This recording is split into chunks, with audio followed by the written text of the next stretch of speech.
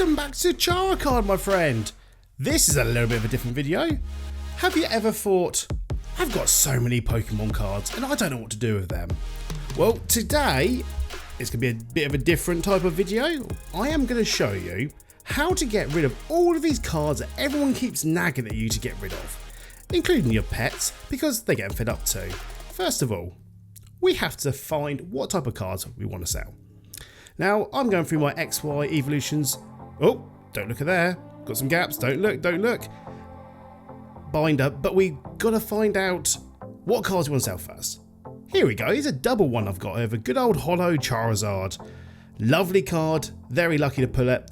It's a little bit damaged, this card, because it comes from those Pokeballs Series 4. So first of all, we have to make sure the card is absolutely pristine or in a good sellable condition. Now, we always go through these cards just to make sure there's no big dents or, to be honest, any damage done to them. I find it very hard to look at them in my hands, so I tend to use a black background. So here's a playmat. If you flip it on over, give us a nice black surface to have a look on. And also they're quite good to take pictures on. So we go through the card just to make sure there are no damages or dinks or any type of markings on the back. Because there are all sorts, including bent cards, whitening, creases, dinks, as I like to call them, and someone just completely got hungry and munched a card in half. So there's different variations of what to call your cards when listing them. As you can see, the front of this card looks pristine.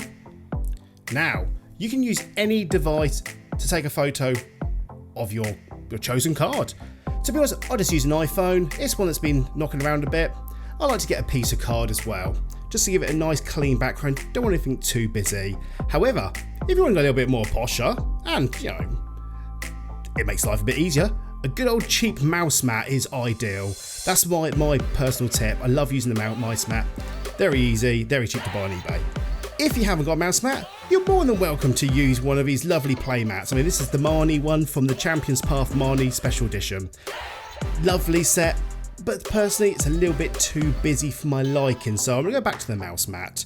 Here we go, and of course it does help if you have some lighting, so good old studio lighting here, as you can see.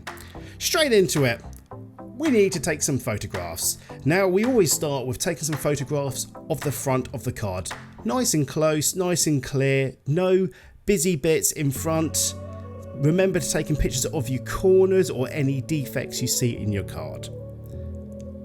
Now remember, we've got to flip it over. Best way of flipping it over is using a penny sleeve. Now all we have to do is dig underneath, flip it over and being gentle with your card.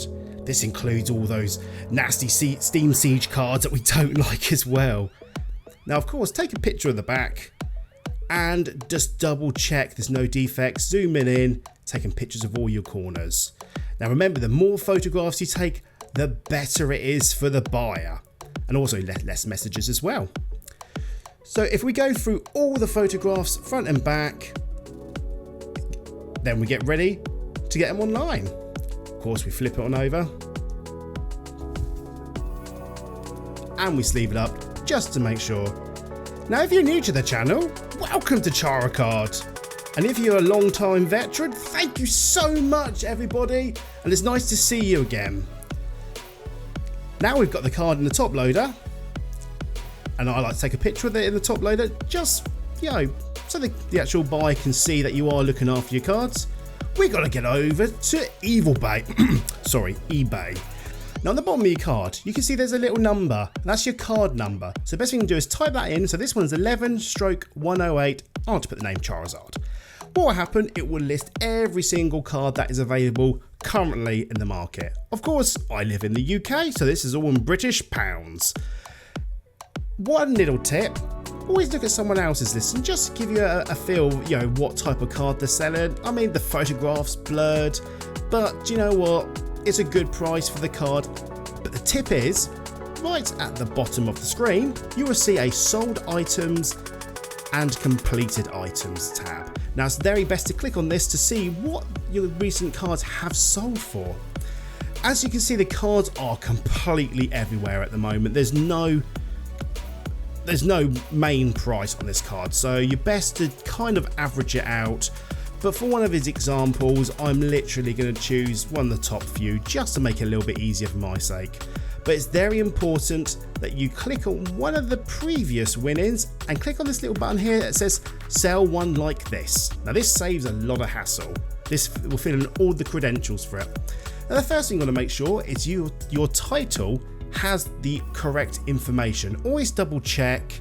And if you want to, which I quite like doing sometimes, at the end I always like to put lightly played or near mint or any type of grading to make it a lot easier. Sometimes I like to put free delivery on there, or sometimes I just like to say been eaten by a cat or something, I don't know, you can do whatever you want. So after trying to figure out what you're going to put on the title, there are other bits and pieces you can place on here, including subtitles, all bits and pieces. The condition markers, now this is really important to make sure you have clicked use, because it's not a brand new card unless it's a sealed product.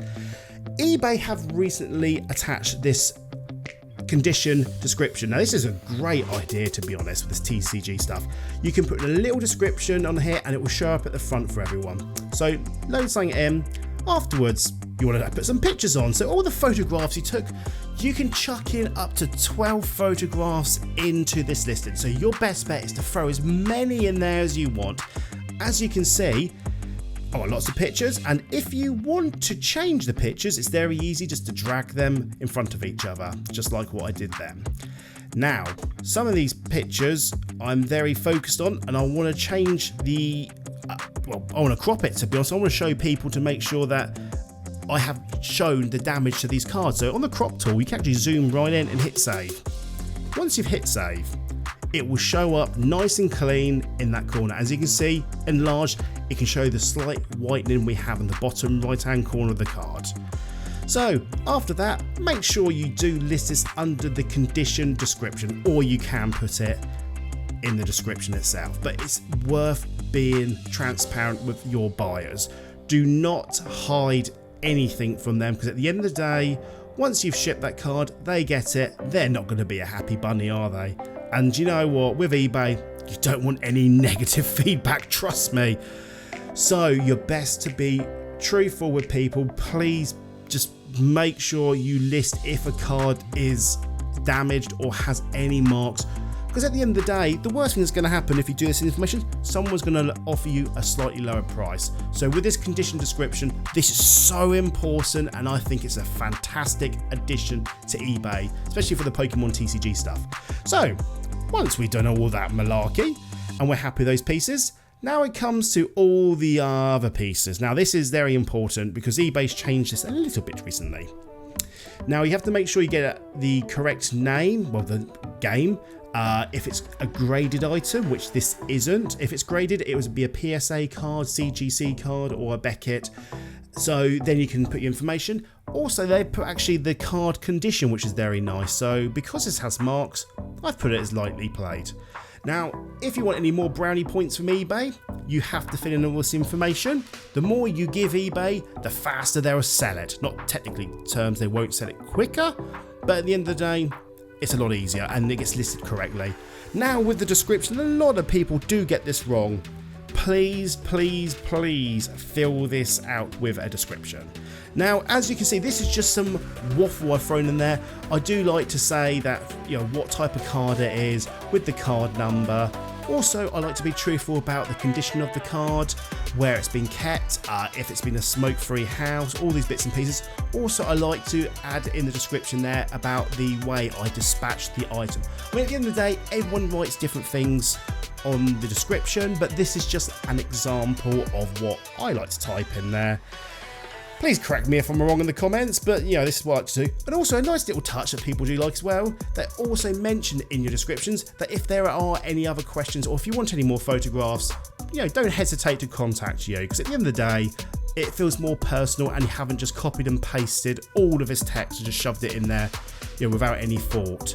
So once you've done all your description, now this comes to the goody bits now. Now we can sell it as a fixed price or auction. I prefer fixed price. Reason being, it gets it sold quicker and it's just easier to deal with, because I hate waiting too long for selling these cards sometimes. eBay have introduced this brand new tool which actually tells you well, gives you an idea of how much the card recently sold for. So the best thing to do is type in your card number. If it doesn't fully come up straight away, which it doesn't, 9 times out of 10 it's good, but it wasn't too bad. It will list the items that have last sold, so I do apologise, and it will tell you how much the postage cost and all the bits and pieces. So this is a very good tool to use if you're new or if you don't know how much the item sells for. After using your tools, now you know what price to sell it for. I'm just going to throw in £65, there we go. Now, with a buy it now or fixed price, you can always do an offer which allows people to, throw a low ball. Or if they throw too much of a low ball, you can stop that by using these settings here. So this is pretty useful. There's lots more information you can add on about how many you've got in stock, all bits and pieces and all that. This I'm not going to go in too much because it's different around the world. But one thing I do like to offer, I like to offer free P&P. Because at the end of the day, the customer is very happy with getting the item with no extra cost. They see the price of the card, that is the end price. So once you're all done after all those bits and pieces, hit the list with displayed fees and then your item has gone. Once your item has sold, this is the best way I have found to package these things. To protect your card, it is very important to use a penny sleeve or some card sleeves, any variety. This is what I like using. At the end of the day, everyone likes using different brands and different ideas.